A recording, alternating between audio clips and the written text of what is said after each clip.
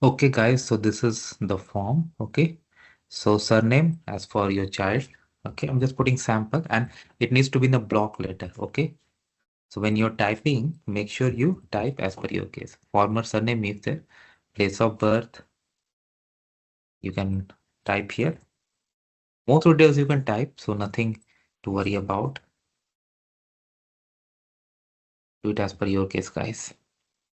Provincial territory.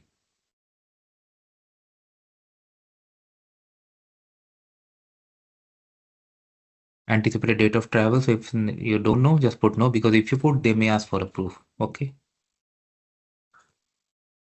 Date of birth. So less than 16 years. So I'm going to pick something. Let's say February 1. Why not? Gender, eye color, black, height like centimeter or inches. So I'm just putting sample. Let's say 40 centimeter. Okay. Current home address. You need to put where mailing address if different. You need to put. Children under 16 year of age are not required to sign the form. However, 11 to 15 are encouraged. Generally, people do. Okay. No one other than child must sign in the signature box in section 1. Okay.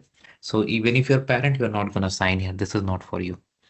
Okay. But yes, if your child is capable enough to sign, they can. Of course, a baby cannot, but even small kids can do nowadays. Is the child currently subject of an adoption process? No.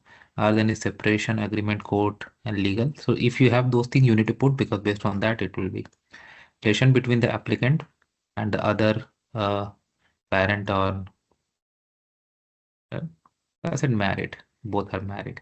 Date of marriage, when parents were married. Applicant, parent, or okay. So now this is the parent that's applying as an applicant, and this is the other applicant. Like for example, father here, mother here, or mother here, father here. Anything. Your name details, former name, date of birth, country of birth, home address, telephone number, email address, signature. Okay. Signature is pretty important, and this like date still you can type. For example, let me see if I can type it. No. Signed at. This also cannot. So this section needs to be handwritten. This one, signature under section. Fine. Previous Canadian travel document. As the Canadian travel document passport has been issued. So that's why when I said renewal, there's no renewal, but apply, yes. But if it was issued before, provide that information. This will definitely uh, like ease the process. Do you like the previous part to be cancelled and returned to you, and will securely destroyed? I'll select yes. Why not?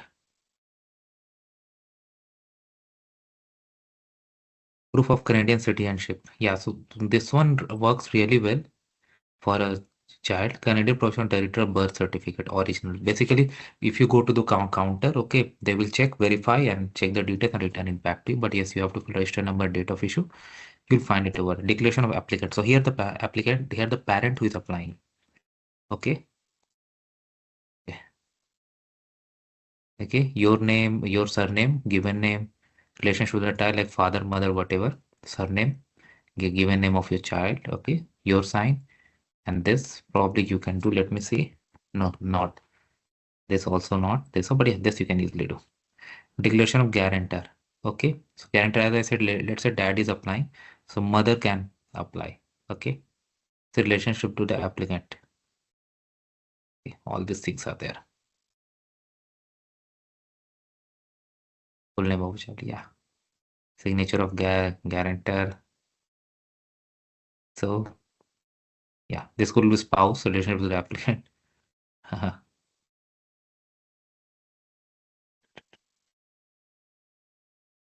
Applicant, parent or near. Yeah. Fine. And signature of guarantor, signed that date, number of years known. So that's fine.